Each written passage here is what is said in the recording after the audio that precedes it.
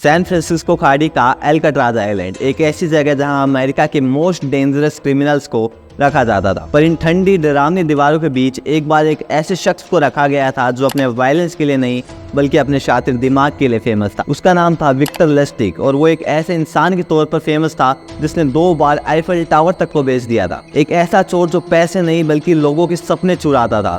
वो इतना शातिर था कि वो किसी इम्पॉसिबल चीज को भी पैक कर कर उसे अमीरजादों को खरीदने के लिए कन्विंस कर सकता था। तो आज की इस वीडियो में हम इसी विक्टर लस्टिग की पूरी कहानी जानेंगे। So make sure that you hit the subscribe button and watch this video till the end क्योंकि ये बहुत इंटरेस्टिंग होने वाला है। Let's get started. विक्टर की कहानी एक एडवेंचरस मूवी की तरह है जो मिस्ट्रीज और वाइल्ड एक्सपेरिमेंट से भरी है। इनका जन्म 1890 के आसपास हुआ था, एग्जैक्ट किसी को नहीं पता है। कुछ कहते हैं कि ये वियना की सड़कों पर रहते थे और वहाँ पे सर्वाइव करने के लिए इन्होंने स्क्रैप्स चुराना शुरू कर दिया, जबकि कुछ कहते हैं कि ये एक अमीर घर में पैदा हुए थे पर इनकी गलत परवरिश के कारण ये चोरी की लाइन में आ गए। इसका मतलब इनका चाइल्डहुड जो है वो बहुत ब्लरी है। नो मैटर से शुरुआत कैसे करी थी, पर मैं आपको एक चीज़ बहुत श्योरिटी के साथ कह सकता हूँ कि विक्टर के पास 2 चीज़ें थी। पहला, लोगों को बेवकूफ़ बनाने का नेचुरल टैलेंट, और दूसरा, जल्दी पैसे कमाने की एक बर्निंग डिजायर। अपने टीनेज तक आते आते विक्टर एक एक्सपीरियंस हसलर बन चुका था। वो लोगों के साथ चाल चलता था, उन्हें बेवकूफ़ बनाता था और अपना फायदा निकाल कर उन्हें कंफ्यूज करके छोड़ जाता था। बट अब विक्टर के एम्बिशंस के सामने यूरोप भी छोटा पड़ने लगा था। वो एक ऐसी जगह की तलाश में था जहाँ उसके लिए अपॉर्चुनिटीज़ की कोई कमी ना हो। और फिर उसकी नज़र पड़ती है अमेरिका पर, क्योंकि अमेरिका एक ऐसी जगह है जहाँ लोग अपने 20s में ही रिच होने लगते हैं और इसीलिए विक्टर जैसे ठग कलाकारों के लिए ये बिल्कुल परफेक्ट जगह थी। अमेरिका आकर उसने अपनी आइडेंटिटी को पूरी तरह से चेंज कर लिया। मिली है काउंट विक्टर लस्टिग से, एक ऐसा कैरेक्टर जो उसने केवल अमेरिका के लिए बनाया था। काउंट विक्टर बिल्कुल फैंसी एक्सेंट में बात करता था, रिच और फेमस लोगों के साथ हैंग आउट करता था और दूर से दिखने पर एक सक्सेसफुल बिजनेसमैन की तरह लगता था। बहुत से लोगों ने इनसे इनके पास्ट के बारे में पूछने की कोशिश की, बहुत सारे सवाल किए, बट विक्टर ने किसी को भी सच्चाई नहीं बताई, क्योंकि जैसा कि मैंने आपको बताया था कि विक्टर लोगों को बेवकूफ़ बनाने में और अपना बेश बदलने में बहुत माहिर था और अब वो हाई सोसाइटी में बैठकर एक बड़ी साजिश की तैयारी कर रहा था। काउंट विक्टर अब न्यूयॉर्क के फैंसी सर्कल्स में एक बड़ा चेहरा बन गया था। वो रिच लोगों के साथ बहुत जल्दी घुल मिल जाता था, बड़े बड़े व्यापारियों के साथ कार्ड्स खेलता था और नई नई चालें चलता था। उसकी one of the famous trick में एक मशीन इन्वॉल्व थी जिसे वो मनी मशीन कहता था। उसके अकॉर्डिंग इस बॉक्स में आप जितने भी डॉलर डालेंगे उसका डबल हो जाएगा। हाँ, वही अक्षय कुमार वाला सीन। 21 दिन बाद पैसा डबल, उसके और 21 दिन बाद पैसा 4 गुना, उसके और 21 दिन बाद पैसा 8 गुना, उसके 16 गुना, 32 गुना पैसा ही पैसा होगा। पर इसमें तो 21 दिन से भी कम टाइम लगता था। विक्टर लोगों को बेवकूफ़ बनाने के लिए, उनको विश्वास दिलाने के लिए मशीन में छुपे हुए नोट इंस्टेंट निकाल कर दिखा देता था, जिससे लोगों को इस पर विश्वास हो जाता था और वो ये काम इतनी सफाई से करता था कि कोई भी इसको पकड़ नहीं पाता था। विक्टर हमेशा अमीर लोगों को अपना टारगेट बनाता था और उनकी ग्रीड पर खेलता था। और क्योंकि अब लोगों को विश्वास भी हो गया कि मशीन सच में पैसे डबल करती है, इसलिए वो बड़ा अमाउंट भी खुशी खुशी विक्टर को दे देते थे। भाई पैसा हो तो क्या कुछ नहीं हो सकता है। पैसा लाया ना भाई। And the beauty of this scam is कि कोई भी विक्टिम विक्टर के खिलाफ और पुलिस कंप्लेन भी नहीं कर सकता था, क्योंकि पैसे छापने की मशीन रखना या पैसे छापने की कोशिश भी करना इलीगल है। और ऐसे में अगर वो पुलिस कंप्लेन करेंगे तो विक्टर तो पकड़ा जाए ना जाए पर उन्हें जेल जरूर जाना पड़ेगा। अपने इसी प्रोसेस के बीच विक्टर अपनी जैसी एक शार्प औरत से टकराता है जिसका नाम था बिली मेस।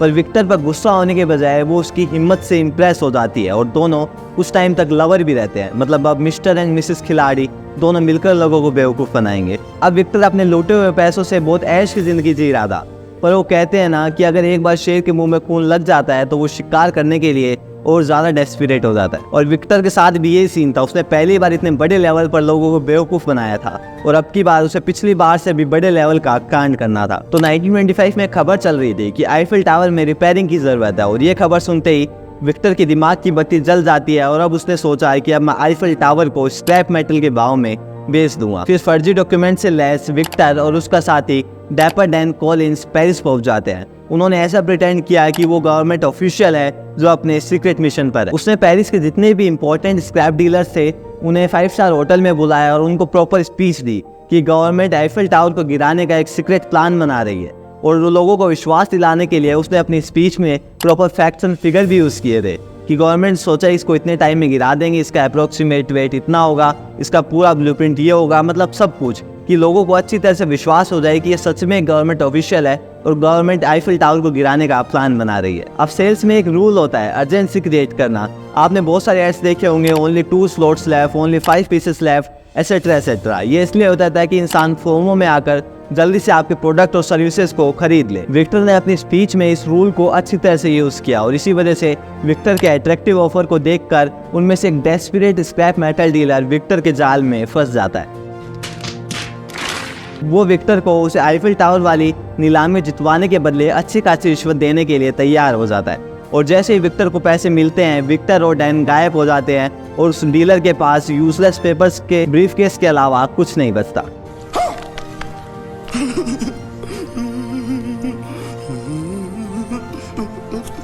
एंड अगेन इसने भी ये सोचा कि अगर मैं पुलिस कंप्लेन करूंगा तो लोग मुझ पर हंसेंगे और मुझ पर भी पोटेंशियल चार्जेस लग सकते हैं, इसलिए इसने भी पुलिस में कंप्लेन नहीं करी। पर विक्टर यहाँ भी नहीं रुका, उसने ये सेम स्कैम दूसरे स्क्रैप डीलर के साथ भी किया। हालांकि उस विक्टिम ने पुलिस में कंप्लेन भी कर दी थी, पर तब तक विक्टर दूसरे कॉन्टिनेंट में जाकर अपनी इस कमाई के मजे ले रहा था। अब ये बात सामने आने के बाद सभी न्यूज़पेपर, सभी न्यूज़ चैनल एक खबर दिखा रहे थे, सब बिल्कुल क्रेजी हो रहे थे कि एक स्कैमर ने आईफिल टावर तक को बेच दिया। अब विक्टर इतना फेमस हो गया था कि घर घर में लोग उसे जानने लग गए थे, although not in a good way, but famous तो हो गया था। और इस सेकंड इंसिडेंट सामने आने के बाद वो पहला वाला स्क्रैप डीलर भी अपनी कहानी बताता है कि कैसे विक्टर ने ये सेम स्कैम उसके साथ भी किया था। हालांकि जो दूसरे स्क्रैप डीलर ने पुलिस के पास जाकर समझदारी दिखाई, उसकी वजह से पुलिस इस मामले में अलर्ट हो चुकी थी और अब विक्टर की तलाश में जुट गई थी। अब विक्टर पेरिस में स्कैम कर वापस अमेरिका आ जाता है और वहाँ आकर वो फिर से छोटे मोटे स्कैम करना शुरू कर देता है। पर अब विक्टर का बैड लक शुरू हो चुका था क्योंकि अब FBI उसके पीछे पड़ जाती है और फिर फाइनली 1935 में विक्टर को नकली डॉलर बेचते हुए अरेस्ट कर लिया जाता है। विक्टर ने तो कोर्ट में उसकी पेशरफ के टाइम पर जज को भी मैनिपुलेट करने की कोशिश की थी, पर वो तो जज है, उसकी लाख कोशिशों के बाद भी उसको गिल्टी पाया गया और उसे अमेरिका के मोस्ट डेंजरस क्रिमिनल्स के लिए बनाई गई हाई सिक्योरिटी जेल में एक लॉन्ग टर्म के लिए भेज दिया था। And Victor Lustig died behind the bars in 1947। तो विक्टर की कहानी से हमें ये सीखने को मिलता है कि हर इंसान के अंदर लालच कूट कूट के भरा होता है और स्कैमर अट्रैक्टिव स्कीम्स दिखाकर आपके उसी ग्रीड को बाहर निकालकर उससे खेलते हैं। तो अगर आगे से आपके पास भी कोई आईफिल टावर जैसा ऑफर आए तो आप एक बार पहले क्रॉस चेक कर लीजिएगा कि उसके पीछे किसी विक्टर का तो दिमाग नहीं है। तो ये था मेरा आज का ये वीडियो। आपको वीडियो कैसा लगा और हम हमारे कंटेंट को कैसे इंप्रूव कर सकते हैं, अपना वैल्यूबल फीडबैक्स हमें कमेंट में ज़रूर दीजिएगा। और ऐसे वीडियोस देखने के लिए मेरे चैनल को सब्सक्राइब कर लीजिए क्योंकि ये आपके लिए तो फ्री है और इससे मुझे और वीडियोस बनाने का मोटिवेशन मिलता है। So see you in the next video. Till the time, Jai Hind, जय भारत।